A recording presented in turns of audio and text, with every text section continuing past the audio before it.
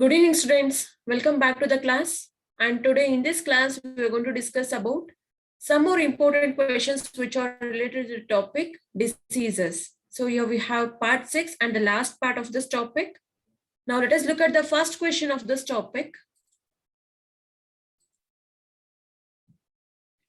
The first question of this topic is measles is a disease which is caused by bacteria, virus, protozoa, worm.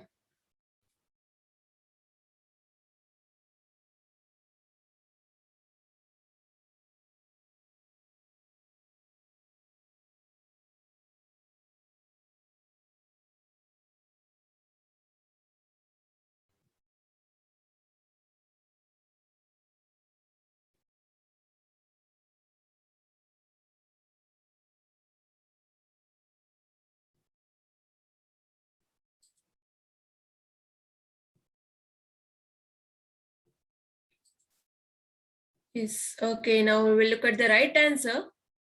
The right answer is option B. Measles is one of a disease which is caused because of the virus here. Okay, the specific virus that causes a disease called measles. Okay, and this measles we also call it as rubella. Okay, this is the other name that we have for the same disease called measles, and it is one of the contagious disease. That is, it can spread from one person to another, from an infected person to the normal healthy being, communicable disease. Okay, so here are the different means of transferring. Okay, the different means of transmission of this virus is through sneezing or during coughing. So when an infected person releases all these droplets which are containing with that of viruses, and if the normal healthy being breathes the same air, the virus can easily enter the body, right? This is how the disease will spread from one to another. Moving to the next question. Penicillin inhibits synthesis of bacterial, cell wall, protein, RNA, DNA. Yes, students, you can try to answer there.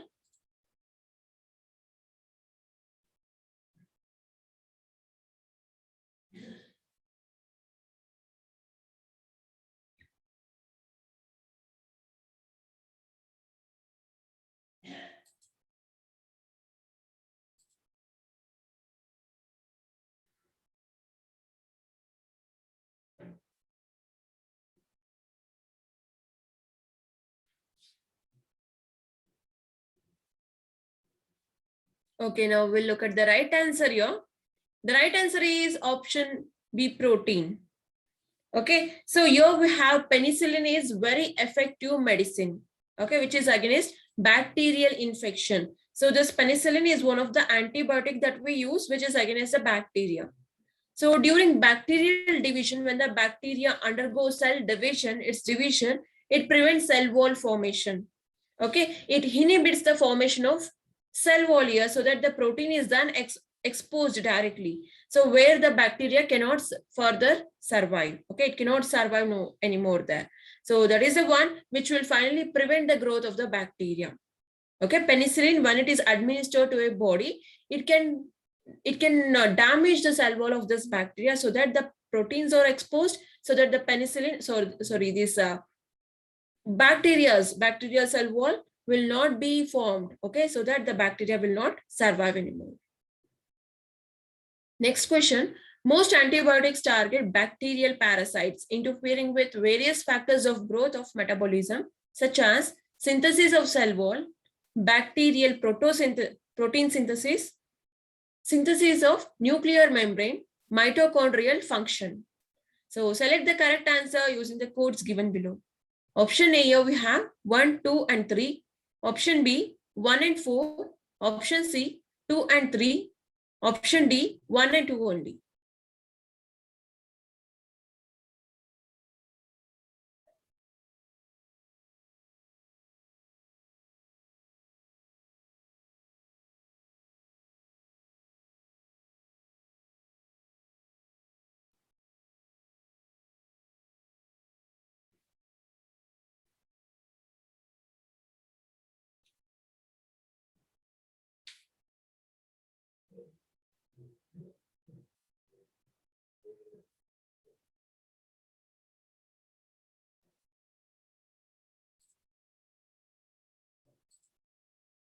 Okay, now let us look at the right answer here.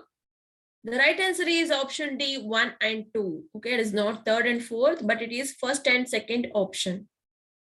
So most of the antibiotics, just like this penicillin that we discussed in the previous question, right? So it is one of an antibiotic. So these several antibiotics, streptomycin, so all of these are the antibiotics that doctor will prescribe us during specific infection.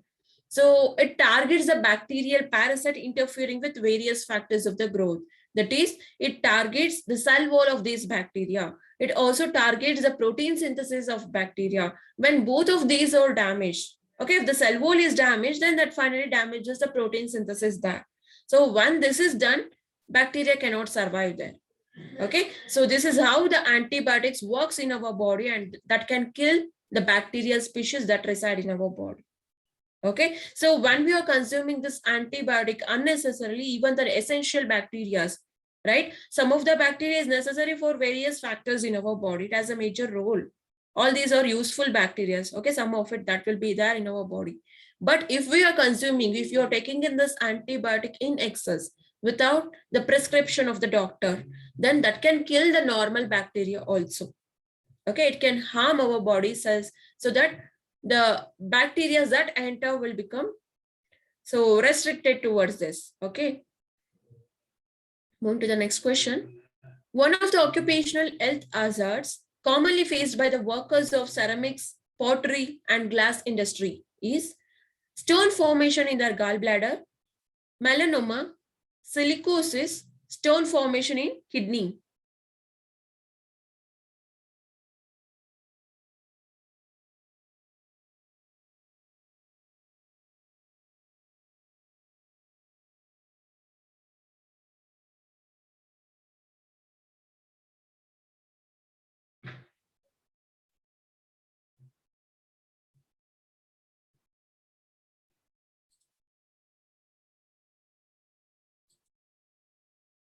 Yes, here that is the right answer. Okay, option C, silicosis, is the right answer here.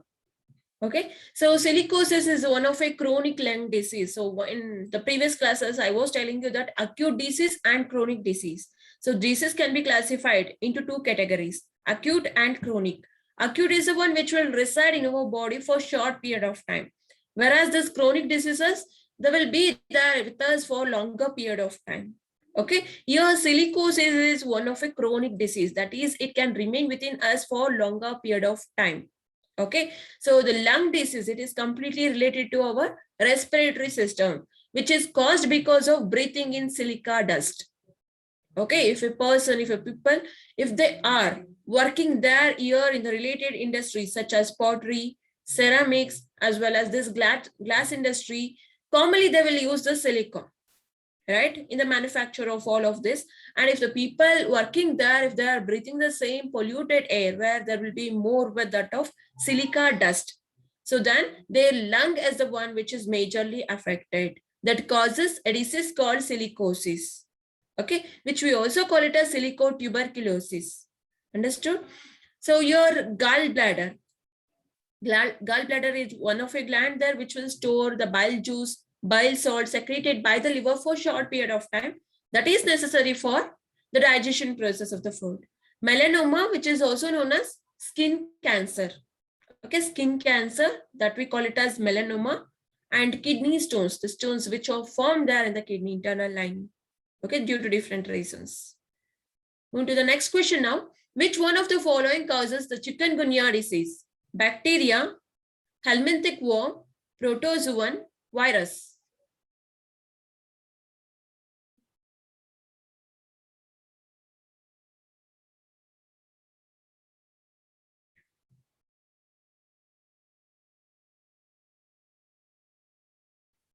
Okay, now we look at the right answer.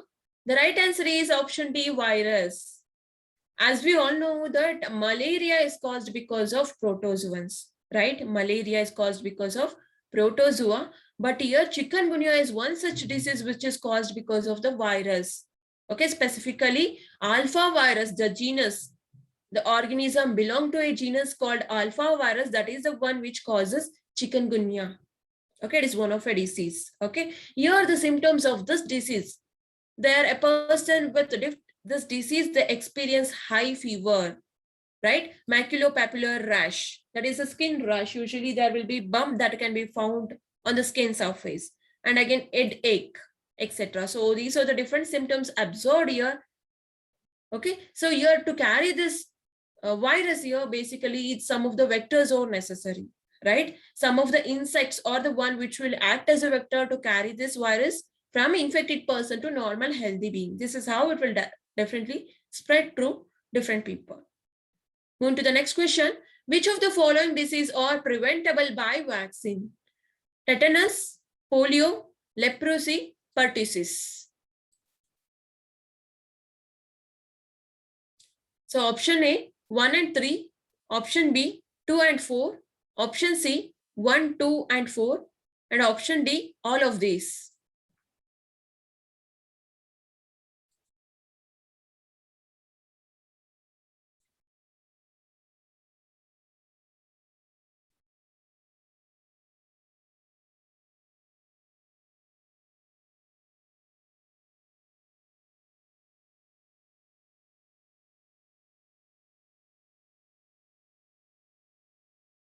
Okay, now look at the right answer here. Yes, the answer is right.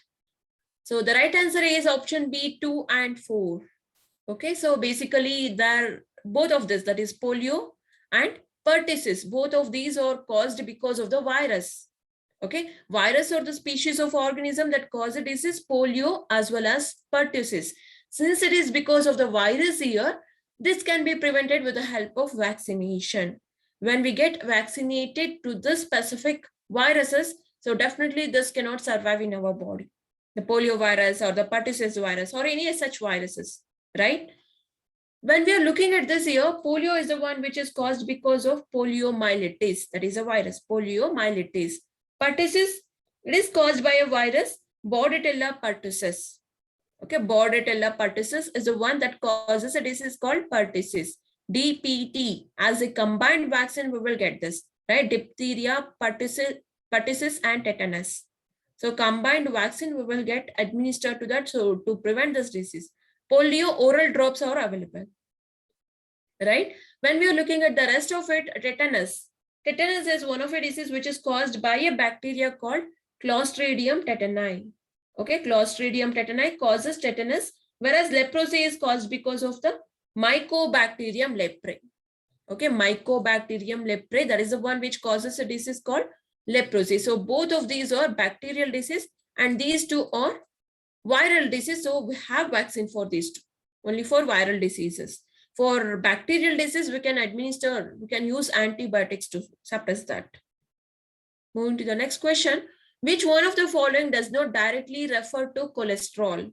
Low density lipoprotein, high density lipoprotein, rhesus factor, packaged protein coat.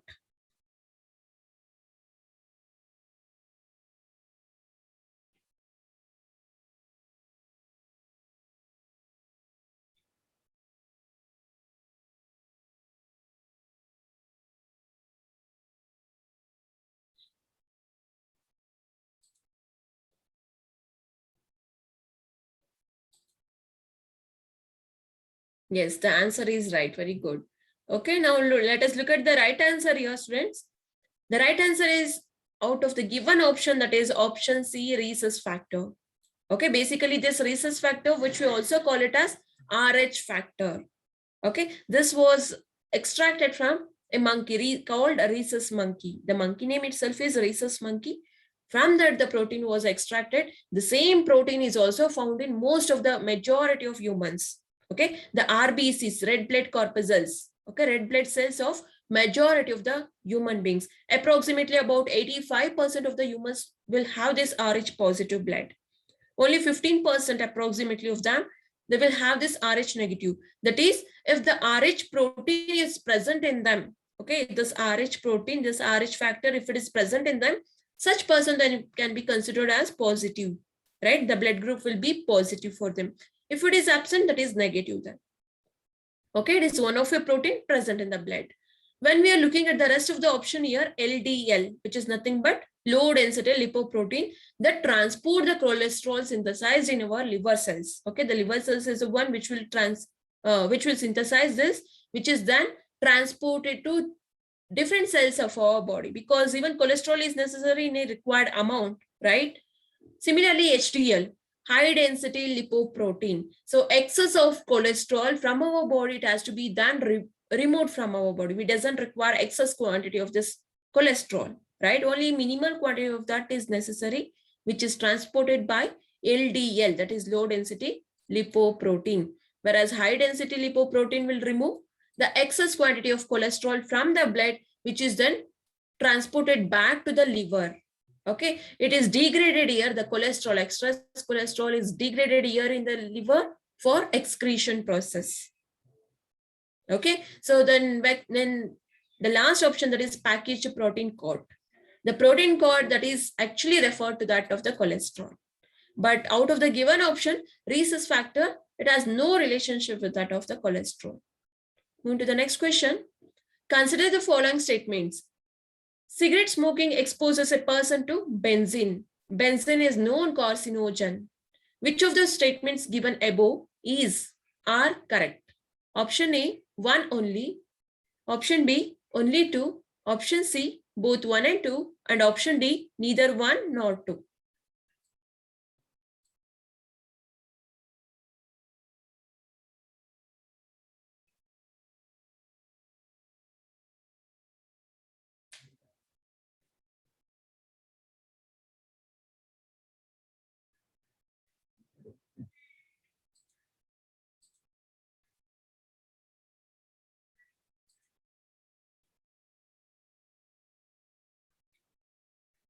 Okay, now we look at the right answer. The right answer is option C, both 1 and 2. Okay, option C is the right one. It is both 1 and 2. You have both the statements. Both are correct according to the benzene and cigarette smoking. So when an individual starts smoking this cigarette, usually they will get exposed to that of this benzene.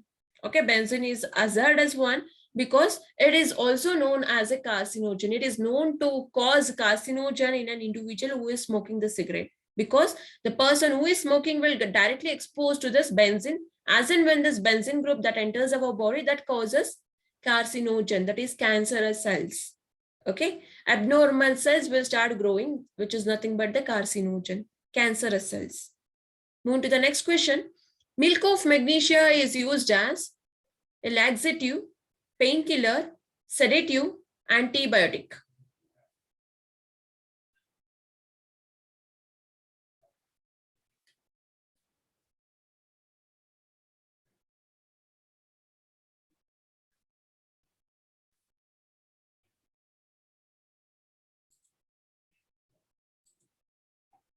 Yes, the answer is right. So option A, laxative, is the right answer. So laxatives are the one which will usually used as a medicine here to empty our bowel system. Okay, that is our intestinal system, bowel system. To empty that, laxatives are the one which are used as a medicines. So here we have one of such, that is milk of magnesia. That is a common name. Chemically, we call this milk of magnesia as magnesium hydroxide. This is a chemical name. Common name is milk of magnesia. So when we have a condition called acidity or heartburn, okay, burning in our respiratory tract, or stomach upset due to indigestion. So in all of these conditions, it's all because of the excess amount of HCl secreted by our stomach lining. If this condition, if acidity is increased in our body, in our stomach specifically, person will start suffering from all of this condition. During that condition, doctor will also prescribe us with milk of magnesia, because that is the one which acts as a base. So basically this is a base. Magnesium hydroxide is a base. So excess amount of HCl in our stomach will be neutralized when we are consuming this milk of magnesia, because here we have a base and the acid here in our stomach will be then neutralized. Okay, so that released our occasional constipation. The constipation condition can also be relieved when we are consuming this milk of magnesia. Okay, basically we can take this baking soda for temporary period of time to relieve that acidity. Okay, now we'll move to the next question. Which one of the following diseases is waterborne? Hepatitis B, hepatitis C, hepatitis D, and hepatitis E.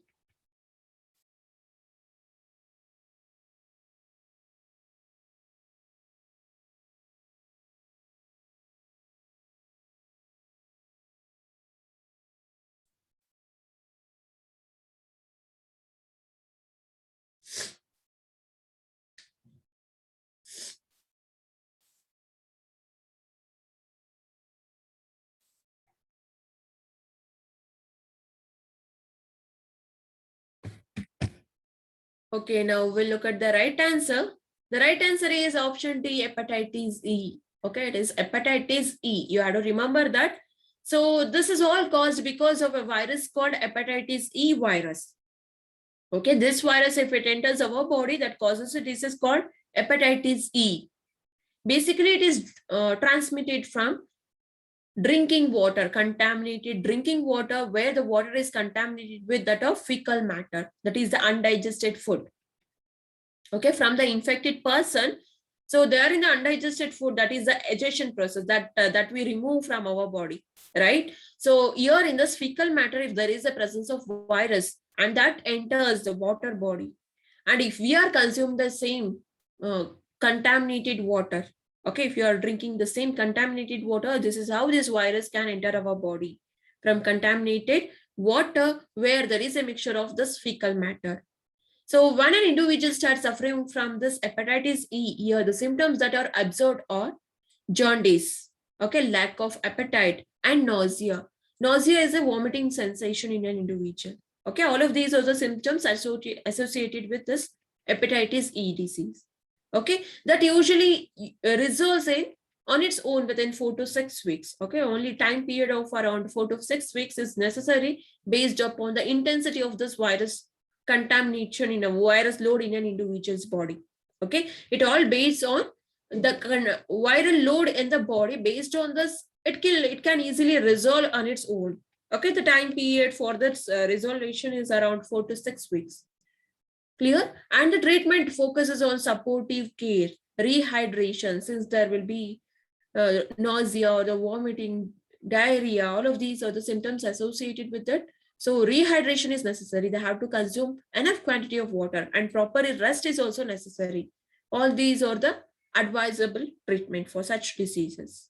Okay, when we are looking at the rest of the options that we have here, hepatitis B is the one which is transmitted from normal, from infected person to the normal person through blood semen. Okay, when there is a transfusion of blood from infected person to normal person, this is how this hepatitis B virus enters. Okay, similarly with the body fluids. And again, when we are looking at this hepatitis C, it is then transferred through sharing needles. If you are using the same needles from the infected person, and if the same injections, the syringes, if it is used, okay, to administer drugs. So basically, we know that many of the people will do that, right? If the same needles are used here, same infected needles to administer the drug, basically this hepatitis C can transfer, okay, from infected to the normal one. Whereas this hepatitis D, it is all transferred through blood. Okay, if there is a blood transfusion between the people, then this hepatitis D can transfer. Only this hepatitis E is the one which is through contaminated water. Moving to the next question. Choose the incorrect statement about insulin. Deficiency of insulin leads to diabetes. It does not regulate the growth and development of the body. It controls sugar level in the blood. It is produced from the pancreas.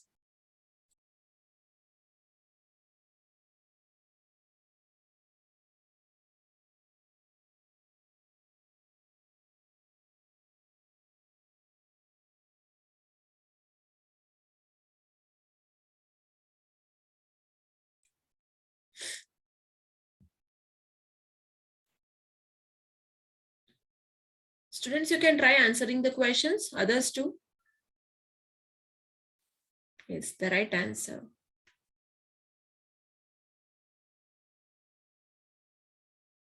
Okay, now we'll look at the right answer here.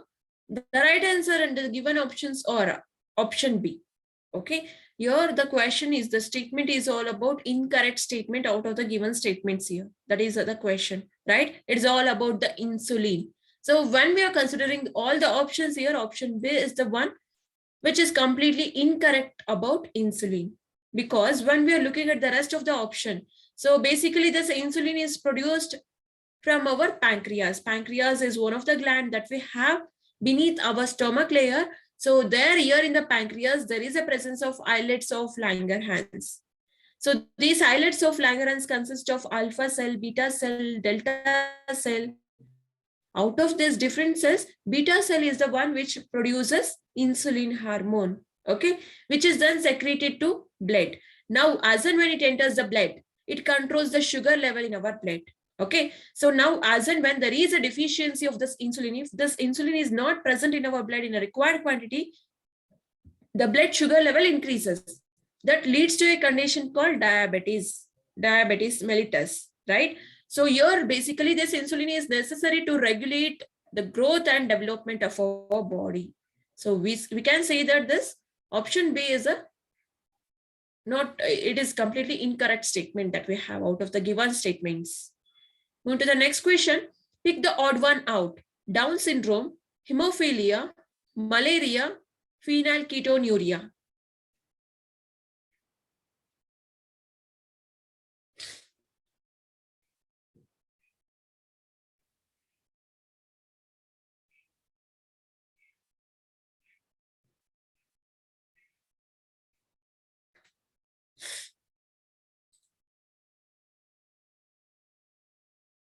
No. Okay, now let us look at the right answer here. Okay, so here the right answer is option C, malaria. Okay, when we are looking at all the options here, so malaria is the odd one out of the given options.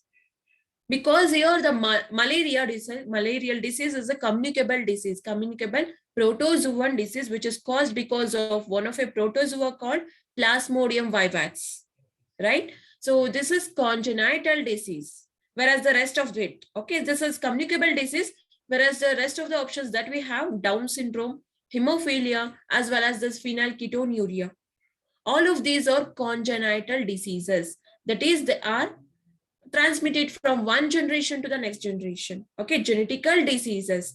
Plasmodium enters, that is this malarial disease. Okay, malarial disease is all caused because of this Plasmodium vivax. This enters human body as a sporozoites. Okay, this is the infectious form through a bite of this infected female Anopheles mosquito.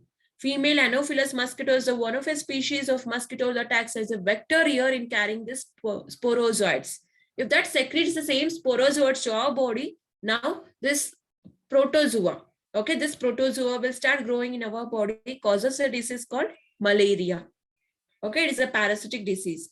Whereas the rest of this, all of these are not communicable disease, but it is, okay, genetical disease from our parents that we may get this. Okay, Down syndrome, where at 21st chromosome, there will be 3 set of chromosomes. Instead of 2, there will be 3 extra set of chromosome is present. That condition leads to Down syndrome. Hemophilia is one of a condition where a person fails to clot the blood.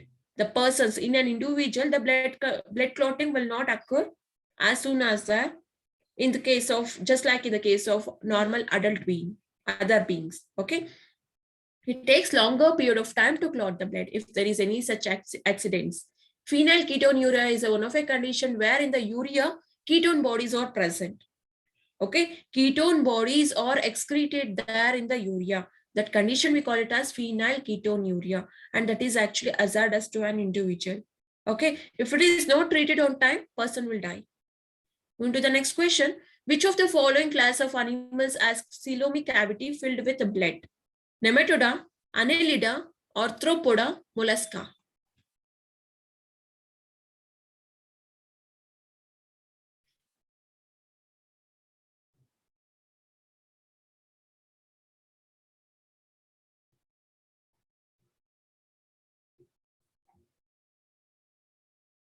Okay, now let us look at the right answer here.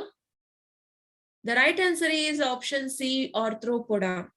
Okay, here arthropodal species are the one. They have a body cavity. Body cavity is specifically present. That is coelomates. We can call them as coelomates. Coelomates are the one which have true body cavity. Acoelomates are the organisms that does not have body cavity. Okay, body cavity is absent in such organisms, in acoelomates. Similarly, we have one such. The next group of organisms are pseudocoelomates, that is false body cavity. But here, out of the given options, arthropoda are the one which has true cavity, true body cavity. So we can call them as coelomates. Okay, so that is the major internal cavity of their body that we call it as hemocell. Okay, this true cavity, true body cavity, coelomate, that is the body cavity, we also call it as hemocell, which is filled with that of the blood. Okay, blood usually flows through the coelomic cavity itself. That does not have any blood vessels, just like how we have. Okay, the normal blood vessels are not present in this arthropod. Instead, the blood will start flowing through the coelomic cavity itself, completely through internal organs. Okay, so they have open circulatory system. Clear? Arthropoda, one example is cockroach, butterfly, housefly, honeybee. All of these are the organisms which comes under arthropodal group. They have open circulatory system. That is, they have true coelomic cavity, which is filled with that of blood. Okay, but hemoglobin is actually not present there. RBCs are present, but not this way. Hemoglobin content is reduced. Going to the next question. Typhoid is caused by Streptococcus, Salmonella, Giardia, Mycobacterium.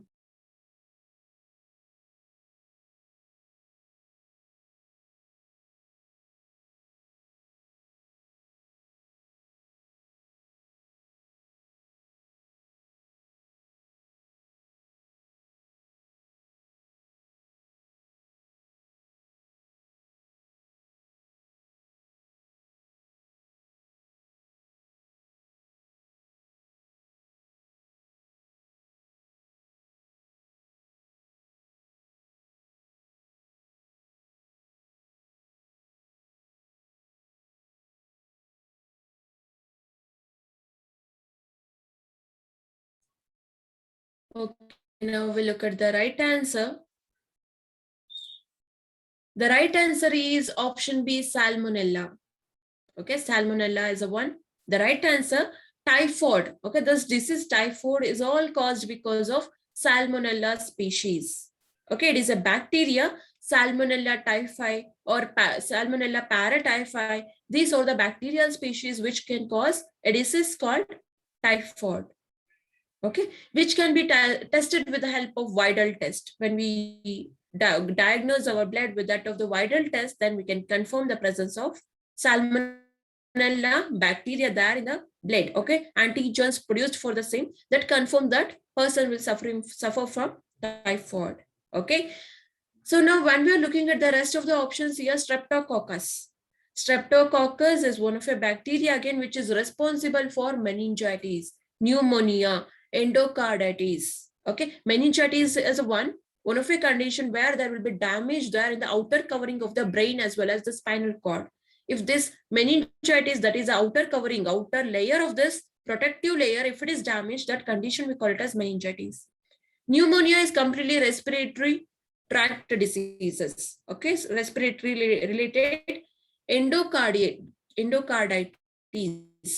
So where there will be inflammation and mucus secretion in the heart layer, which is completely related to that of cardiovascular system, that is heart. Okay, so whereas this Giardia. Okay, Giardia is one of an aerobic flagellate protozoans. That is, they have a flagella as a locomotory organ. Okay, aerobic. That is, they require oxygen, so they can respire in the presence of oxygen. Okay, so it is one of a protozoa here. Giardiasis, okay, is one of a disease which is caused by Giardia. Giardia is one of a species here. It is a protozoan which can survive there in the presence of oxygen. Okay, they have to respire there in the presence of oxygen, so we can call it as, sorry, it is anaerobic species.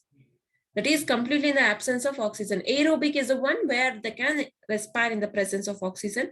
Anaerobic species, they will respire in the absence of oxygen. Similarly, here we have yeast. Yeast is one such an example, okay, which is necessary there in the production of bread, cake, etc.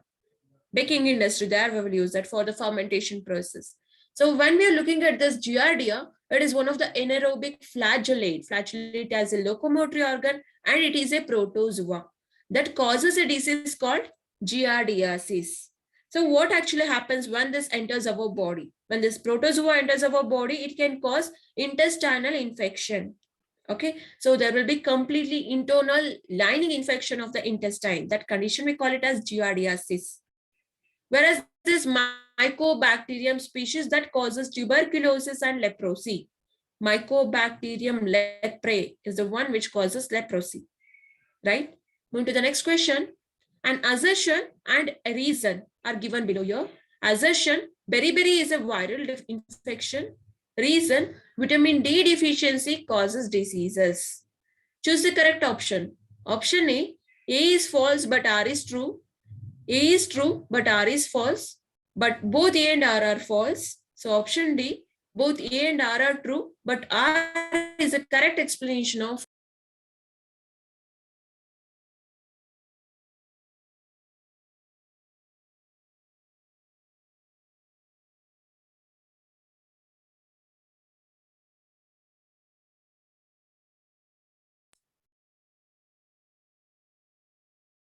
Okay, now we'll look at the right answer here.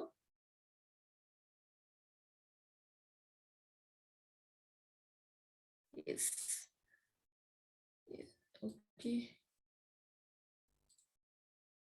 Now here we have the right answer, that is option A. Okay, A is false here, but R is true.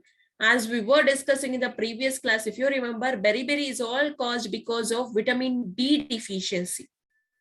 Okay, vitamin B1 deficiency in our body, in our diet that we consuming, that can lead to deficiency disease called beriberi. Okay, so it is one of a vitamin deficiency disease. So option B, that is a reason, is a correct statement, whereas this assertion is completely wrong because it is not a viral infection. It is a disease which is caused by deficiency of vitamins. Clear? So the right option is option A here.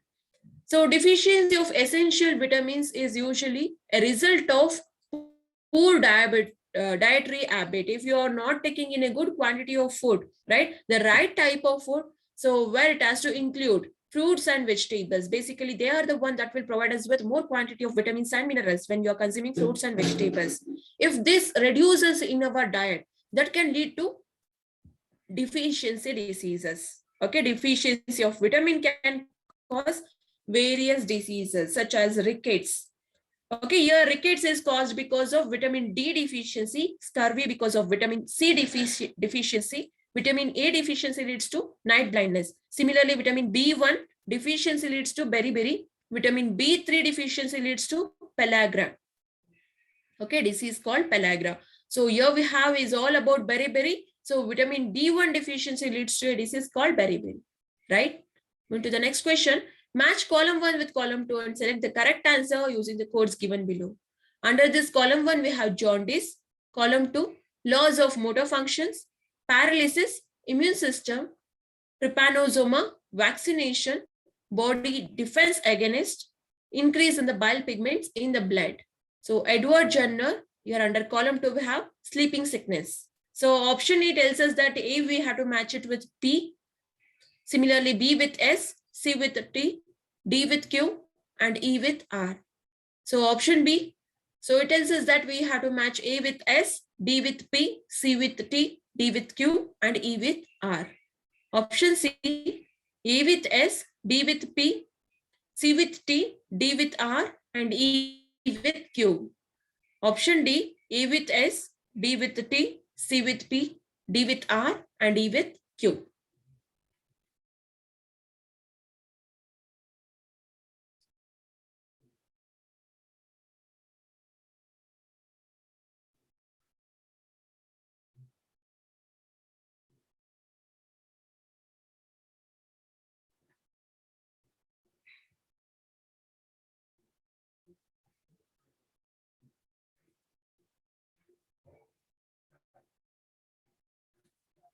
Okay, now we look at the right answer.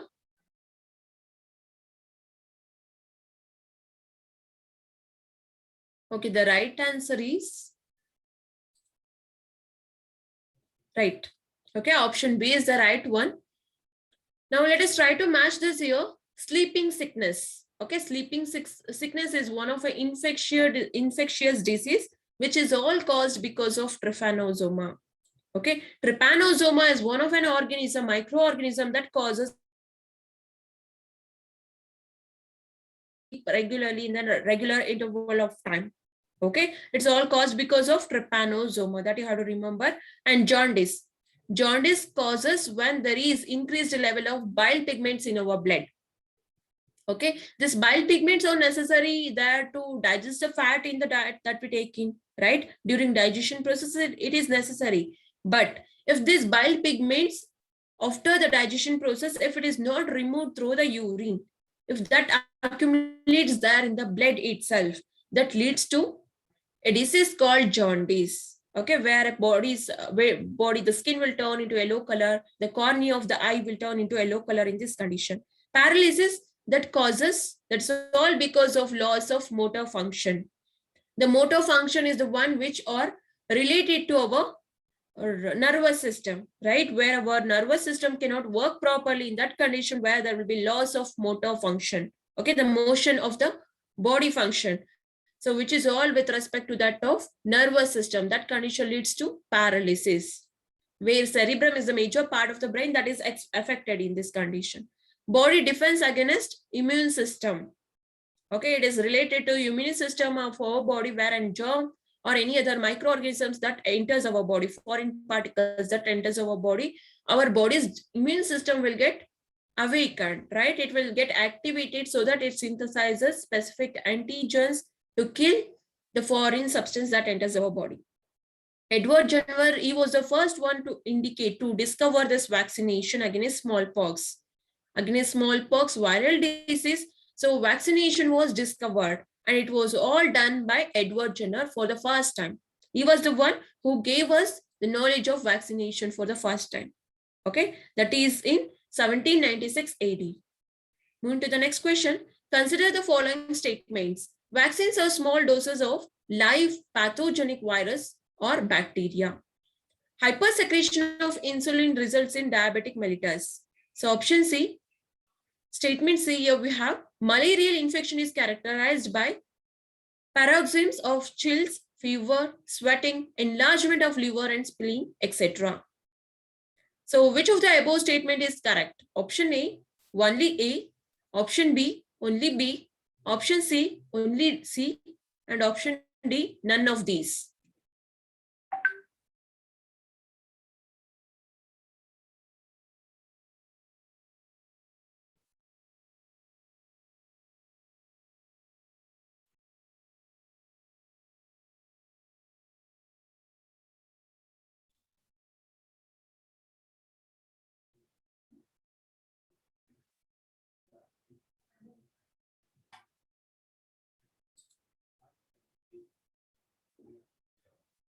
No.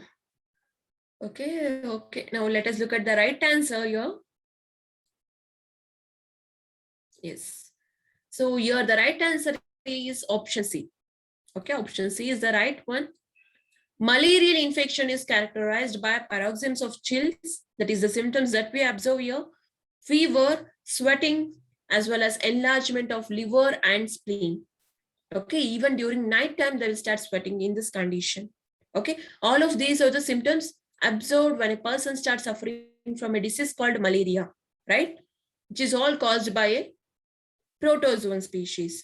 Okay, Plasmodium vivax. So when we are looking at these vaccines are the preparations containing heat-killed or chemically weakened pathogens. The specific vaccine, while preparing these vaccinations, usually they will take the specific content of the virus or the bacteria. Okay, so specific species of the virus or bacteria are then used to further synthesize the specific vaccination for particular diseases here. So now when they are considering this, they will usually take a small fragment of that DNA structure, whether it can be virus or a bacteria. They will take only just a small part of that body. DNA structure, or they will take weakened structure of the DNA, or they will usually take the smaller part of the cell wall. Clear? So all these are used here just to know the antigen which are present in this specific bacteria or the virus. So that if it enters our body, when we have already taken this vaccination, it can easily fight against, because the memory cells are generally created when we take in this vaccines. Okay, after the time of our birth, specifically at some doses, at regular interval of time, right? Specific interval of time when these vaccines are administered to human body, that creates a memory cells when an actual pathogen enters our body, so that it can start synthesizing the antibodies which can fight against that specific antigen. So this is how it works. So vaccines, it will never be a live or the pathogenic virus. Okay, we cannot administer this live virus or the bacteria to an healthy person, right? They have to heat kill or chemically weaken this bacteria or the virus, only then it can be used. Okay, now move to the next. When we are looking at the second statement, hypersecretion of insulin results in diabetes mellitus. Okay, it is not actually during hypersecretion. When there is a good quantity of this insulin hormone in our body, that reduces this blood level, the glucose level in the blood. Okay, blood glucose level can be minimized, it can be metabolized when there is a presence of insulin in the blood. Okay, but if there is hyposecretion of this insulin, that results in increase in glucose level in the blood, that condition we call it as diabetes mellitus. Okay, so that same we call it as hyperglycemia. Okay, increased blood sugar level. Move to the next question. In a hypertensive patient, the systolic pressure is increased to 150 millimeter, okay, mm of Hg. So Hg is nothing but the mercury content here. With respect to that, we will measure the blood pressure of an individual. Which part of the brain would be involved in the regulation of this blood pressure? So that is option A, medulla, option B, cerebrum, option C, cerebellum, option D, hypothalamus.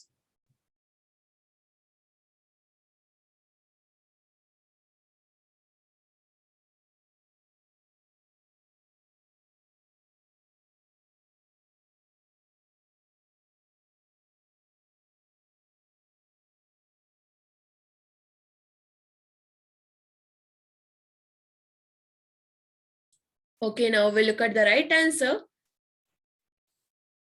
No, the right answer is option A, medulla. Okay, medulla is one of the part of our hindbrain. That is the last part of the brain that we call it as medulla oblongata, and that is the one which will control the involuntary actions of our body. Okay, all the involuntary actions such as the blood pressure. So blood pressure is not in our control. The heartbeats are not in our control, right? Vomiting is again not in our control. Sneezing, salivation, all of these are the actions which are not under in our control, right? All of these are involuntary actions. Such involuntary actions are controlled by medulla oblongata, the hind part of our brain. Okay, so the right answer is medulla. Move to the next question.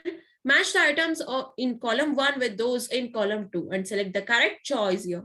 So here under column 1, we have smallpox.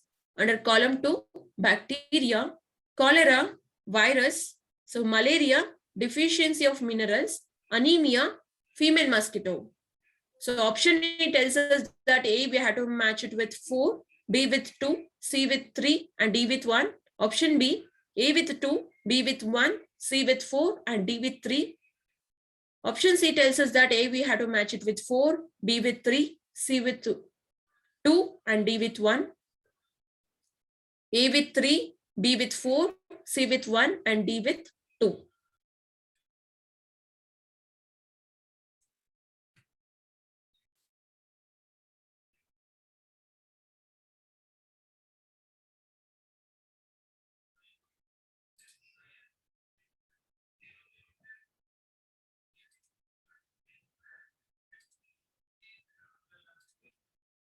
Yes, it is the right answer. Very good. So the right answer is option B. Okay, here we have the right answer, option B. A, we had to match it with 2 because smallpox is all caused because of the virus here, right? The virus called variola virus. Variola virus, that is the one which causes a smallpox disease in an individual. Similarly, cholera. Cholera is caused because of bacteria.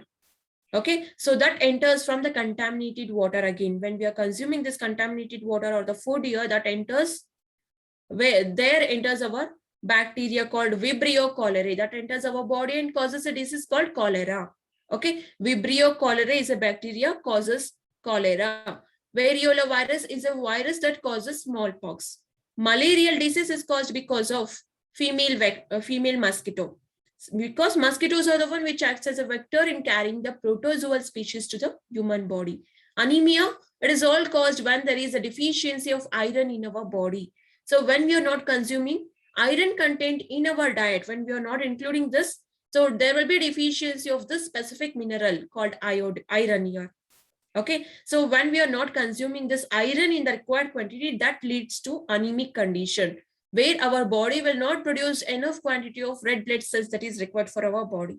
The condition is anemia. Okay. Moving to the next question.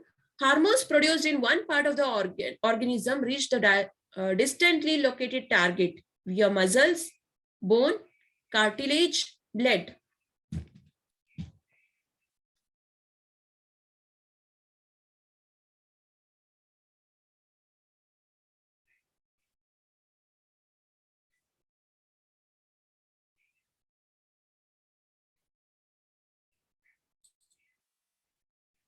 Is the right answer. Very good.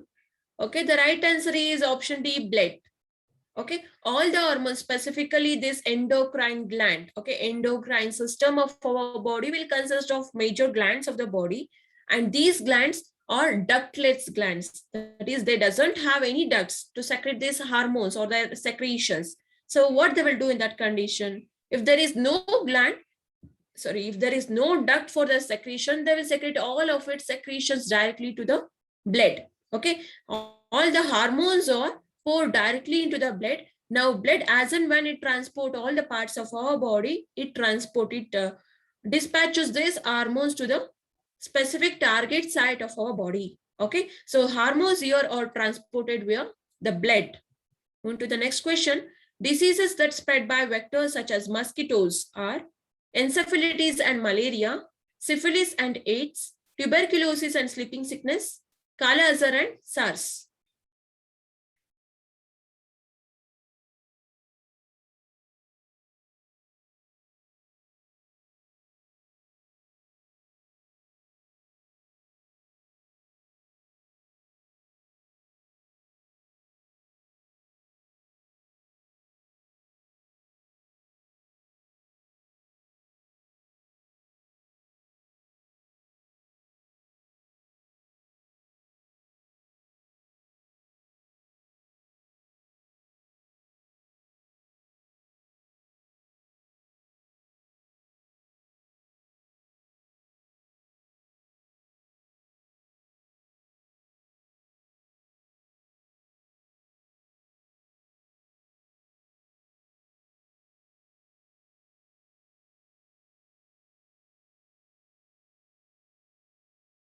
Okay, now we look at the right answer here. The right answer is option A, encephalitis as well as malaria. Okay, both of these are carried through by a vector here, and the vector which will carry these specific organisms are mosquitoes. Mosquitoes are the vectors which will carry these organisms to cause a disease in a healthy human being. Encephalitis and malaria both are caused by mosquitoes. Encephalitis is inflammation in the brain tissues, specifically there in the cerebral part of our brain, where there will be inflammation of the brain cells. Okay, it's all caused because of a virus, and that is viral infection. Okay, so here it starts with fever and then followed by headache. All of these are the symptoms that can be observed in an individual who is suffering from this encephalitis. Clear?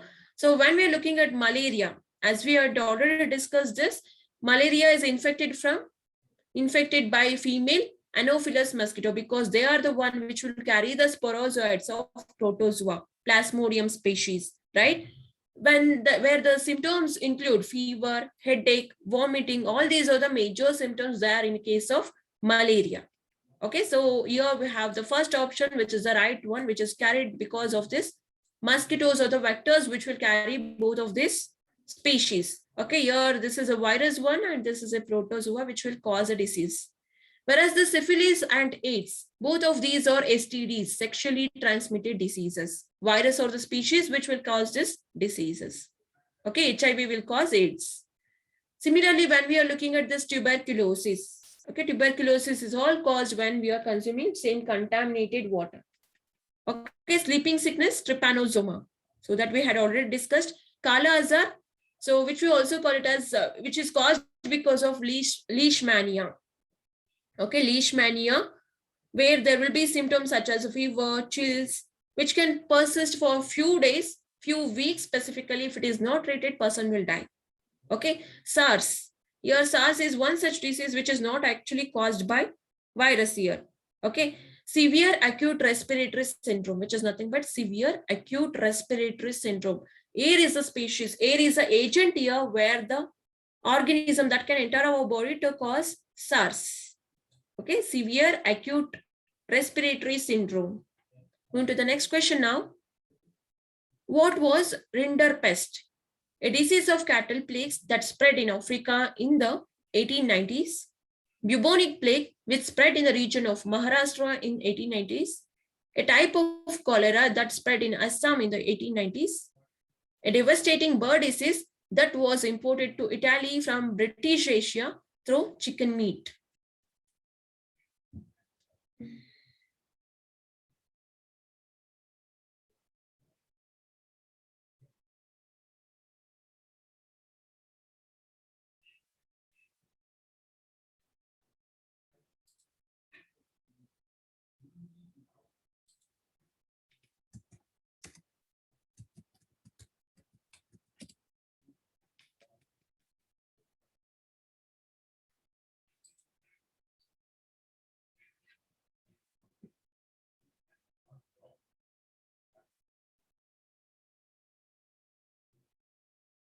Okay, now we look at the right answer here.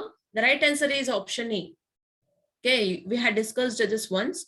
So it is a disease here, rinderpest. It was a disease once upon a time. Okay, where most of this livestock, okay, livestock such as the cattle or the one which are majority affected. Okay, because here it can cause a plagues in them. Okay, cattle pest. This rinderpest is also known as plague. Okay, plague or rinderpest that has a terrifying impact on people's livelihood as well as the local economy, because cattle are the one which are majorly affected because of this virus, and it was all spread in Africa in the year 1890s, specifically in that area, in that year. Okay, now it is not actually, it is completely eradicated. Okay, after that century. Moving to the next question. Which of the following are used as an antacid to reduce acidity in stomach? Sodium carbonate and magnesium hydroxide, magnesium hydroxide and sodium hydroxide, sodium bicarbonate and calcium hydroxide, sodium bicarbonate and magnesium hydroxide.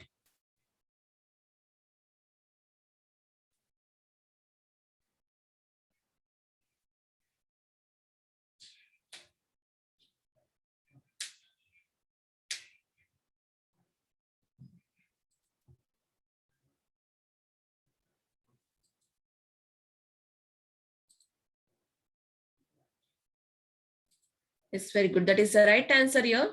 The right answer is option D, sodium bicarbonate and magnesium hydroxide. Okay, when a person starts suffering from this acidity in the stomach, it's all because of the excess secretion of HCl by the stomach, which is required for digestion process. Now this HCl content, if it increases in the stomach, that leads to a condition called acidity. So this has to be released, neutralized only by taking in base, right? We have to administer base to our body. So here we have few of the bases such as sodium bicarbonate and magnesium hydroxide. Okay, so sodium bicarbonate and magnesium hydroxide are the bases which are administered to the body when a person starts suffering from this acidity, because both of these has neutralizing effect. So sodium bicarbonate, when we are looking at this here, sodium bicarbonate, generally we call it as baking soda, which is commonly available in our house. So immediate action that we can take, right? So just for emergency purpose, sodium bicarbonate is taken. It can react with the HCl which is present in the stomach to form a salt. Okay, neutralization is one of a reaction between acid and a salt, right? Sorry, acid and a base here, which will react with each other to neutralize the effect of the acid as well as the base to form a salt plus water. Okay, sodium bicarbonate is a base that reacts with the HCl secreted by the stomach to form a salt. Okay, NaCl is a common salt. Along with that, water is also formed. Since we have a carbonate group here, carbon dioxide is the one that is released in this condition. Okay, so when there is a formation of NaCl, acidity is minimized because there will be, it does not have any effect on. Okay, it is neither acid nor a base, so it is neutral, that is a salt. Okay, acidity can be minimized in this condition. Similarly, we can also take in this magnesium hydroxide, which is commonly known as milk of magnesia. When we are taking in this, so HCl that reacts with HCl to form magnesium chloride. So this is one of a type of a salt here. So along with the salt, even water is also produced. When there is a formation of salt, the condition that we tell it as a neutralization process. Okay, acid, base and acid here reacts to form a salt. So completely neutralization. Acidity of the stomach can be minimized in this condition. Clear? So now moving to the next question. Which of the following pollutants is the major cause of respiratory diseases? Suspended fine particles, nitrogen oxides, carbon monoxide, volatile organic compounds.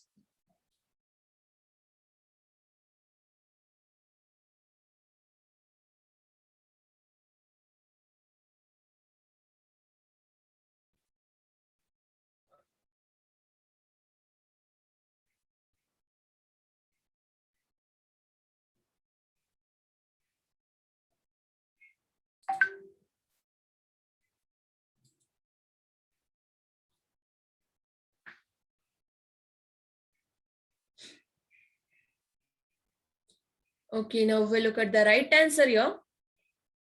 So all of these definitely they are the major cause for respiratory diseases, but out of the given option here, the right one is option D. Sorry, option A, suspended fine particles. Okay, suspended fine particles which are present in the atmosphere, very finer particle that will easily enter through the oxygen that we take in, right? Through the air itself. It cannot be trapped by the mucus layer that we have in the nasal cavity. So as and when this small finer particles enters our nasal cavity, finally reaches our respiratory system, then it can cause various respiratory diseases. Okay, when our respiratory system gets exposed to such finer particle, it can affect our lungs as well as heart. Okay, both the lungs as well as heart are affected because of this. Okay, so now numerous scientific studies that tells us that linked particle pollution exposed to variety of problems that include premature death, okay, with heart or lung diseases. So individual, specifically pregnancy lady, if they are consuming the same polluted air, so in that condition, the baby may die prematurely because of this condition when they are breathing in this. Okay, that can lead to various disorders again, which are completely related to heart as well as the lungs. Clear? Respiratory as well as circulatory system, which will get majorly affected. Because of that, person will die. Moving to the next question. Which of the following is not a waterborne disease? Typhoid, hepatitis, cholera, dengue.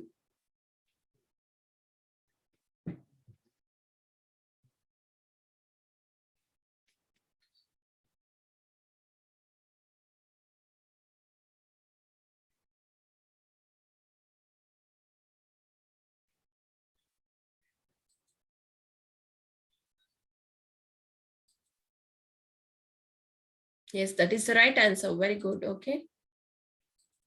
Now we'll know about the right answer here. So as we had discussed, hepatitis E was a waterborne disease. When there is a water which is contaminated with fecal matter, so if the virus is present there, hepatitis E virus can enter through water, right? So we cannot consider this. Typhoid, Salmonella typhoid is majorly caused because of water. Okay, it is a waterborne disease. Salmonella typhi that enters our body through a contaminated water. Even cholera. Cholera is also the one which are all of these are waterborne diseases.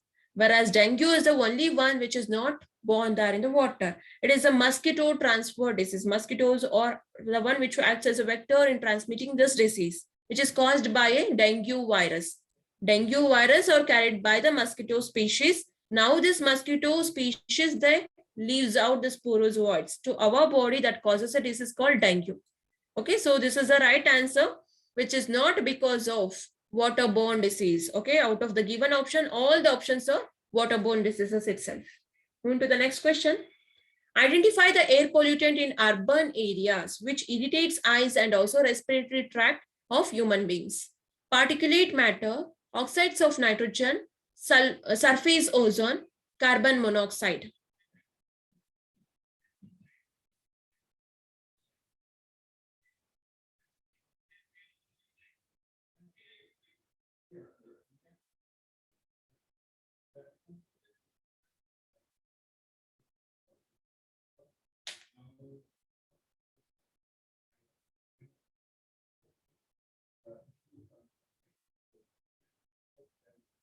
Okay, now we look at the right answer here.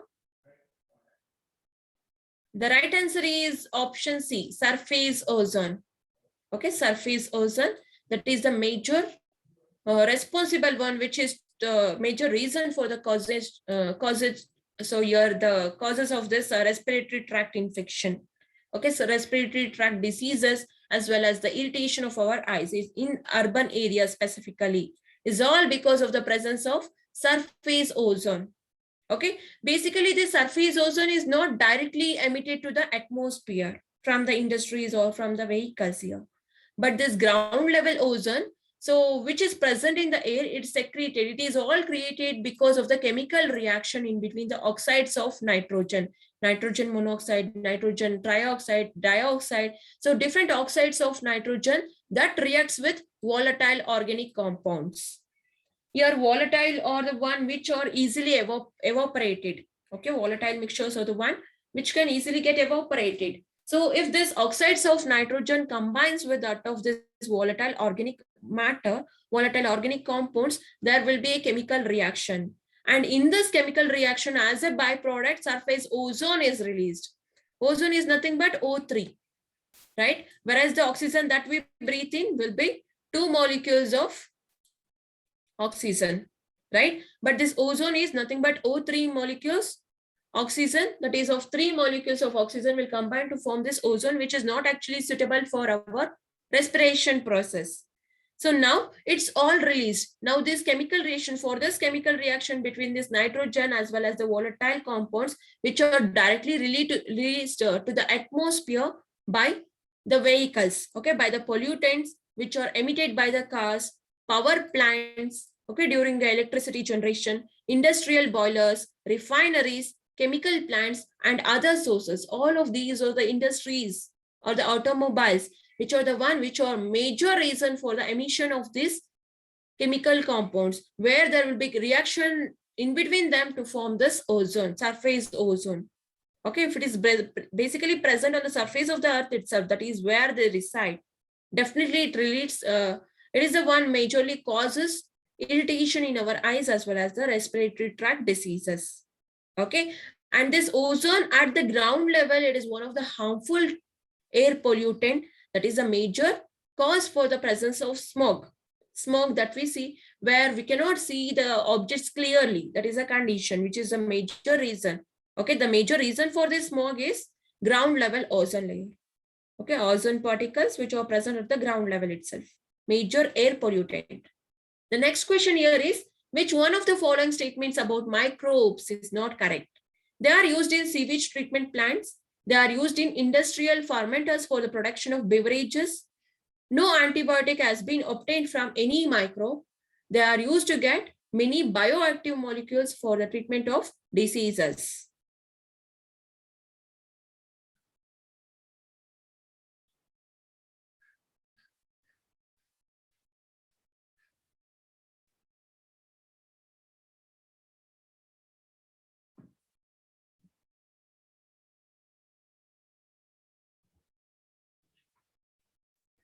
Okay, now we look at the right answer.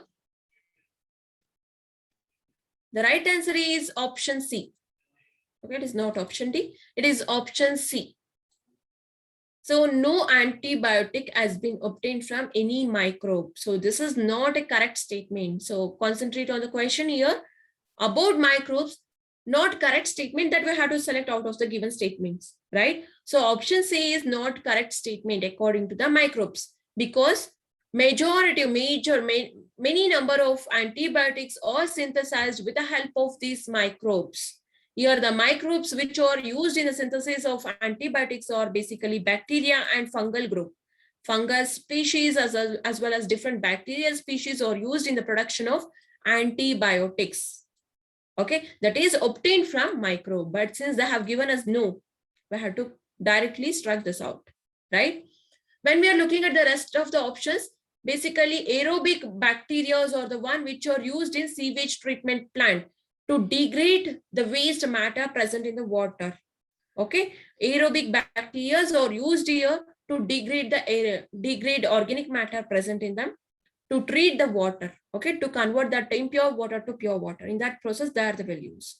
Similarly, it also used, okay, yeast is the major one which is used as here in fermentation process. Okay, yeast is one of a microorganism that is basically used as a fermenter in fermentation process in the production of beverages, alcoholic production, wine production, again there in baking industries. So in the production of all of this, fermentation is necessary. Okay, for this fermentation process, during this fermentation process, sugar is then finally converted into alcohol. Okay, for this process, microbes are the one which are necessary. Okay, and they're also used to get many bioactive molecules for the treatment of diseases. They are used to get these bioactive molecules, that is antibiotics specifically, which are used to treat different diseases.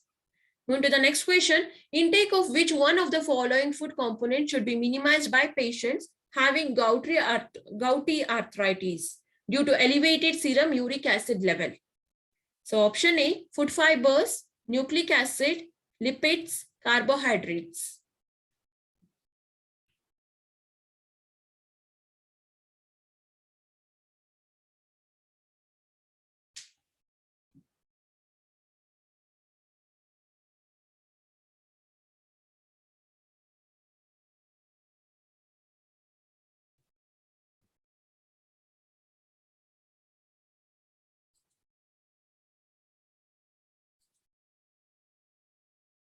No, the right answer here is option B.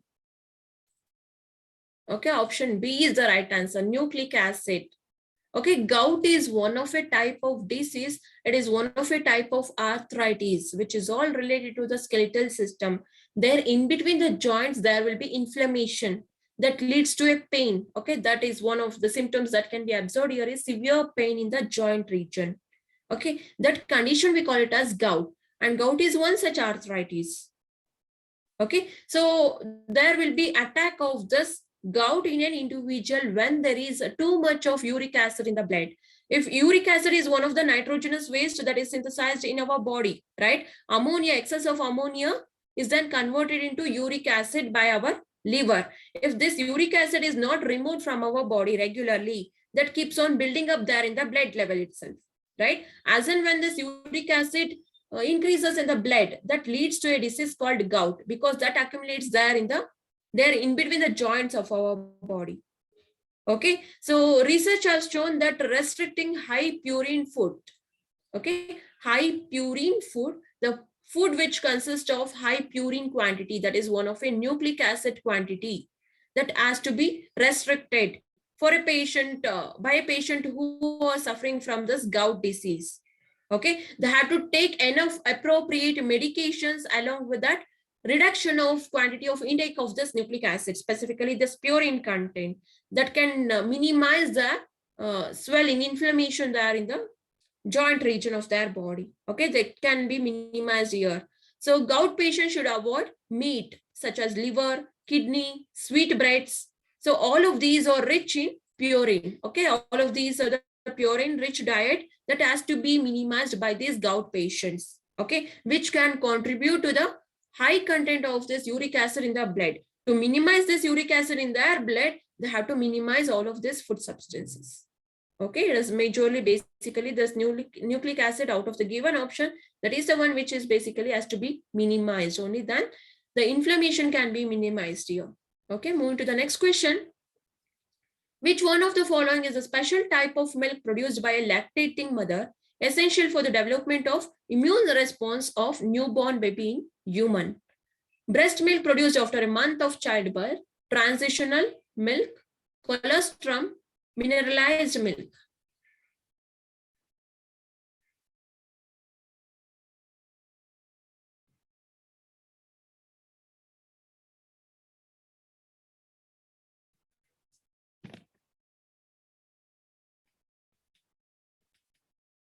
Okay, now we'll look at the right answer here. No. Okay, the right answer is option C, colostrum. Okay, basically the colostrum is the first form of the milk produced by lactating mother. Okay, as soon as the birth of this child, as soon as this newborn borns, just after that, within 48 hours, colostrum is generated in mammary gland of that female body. Okay, there in the breast. So here this colostrum is the one which is necessary to provide a required quantity of this antibiotics. Okay, antibodies necessary for the growth and for the protection of the newborn baby. As we all know that newborn baby body is not yet completely developed here, or even after the birth, right? To have a proper development of the body initially at the first stage, so the lymphocytes are necessary. So these lymphocytes are the immune cells which are present in the colostrum. The first milk produced by the mammary gland, that we call it as colostrum. It is usually yellowish in color. Okay, so this is basically necessary for the development as well as the protection of newborn baby, because that consists of some of the antibodies such as IgA, IgG, IgM. All of these are the antibodies present in this colostrum. Directly it enters from the mother milk to the baby. So as and when this consumed by the baby, it can fight against various diseases that the baby is exposed to. Okay, just after the birth, baby has to face with the new world where there will be completely with the different microbes that are present in this environment, right? To protect from all of to be protected from all of these microbes. So they require these antibodies, which they will get it from the colostrum. Okay, so they also consist of some of the components necessary for immunity system, to develop their immunity system. The last question that we have here is, which one of the following virus is responsible for the recent death of lions in Gir National Park? Canine distemper virus, Nipah virus, Hendrovirus, foot and mouth disease virus.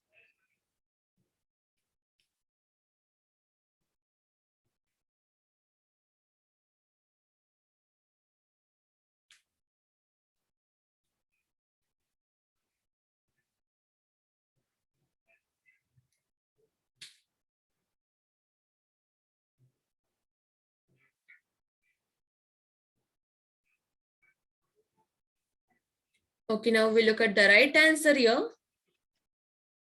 The right answer is option A, canine distemper virus. Okay, so because of the presence of this canine distemper virus, which entered most of the lions in, specifically here in Gir National Park. Okay, Gir National Park, which is present in Gujarat.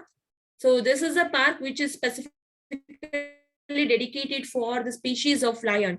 So when there was a presence of this canine distemper virus, which we generally call it as CDV, that infected majority number of the lions which were there in this Gir forest. So Gir National Park.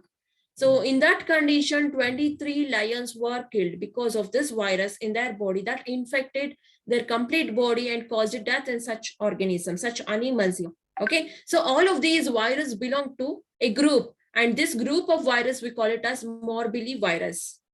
So canine distemper virus, all of this will belong to a group, and the group we call it as morbillivirus. So this virus group has some of the deadliest pathogen, and these pathogens are the one which cause death in the lion species. So most of the lions there in the Gir Gir National Park have lost their life because of this virus. Okay. Yes, students, in this class, you have understood about the major questions which are related to the topic diseases. So by your way, completing all the important questions which are related to the topic diseases. Okay. Thank you for attending the class.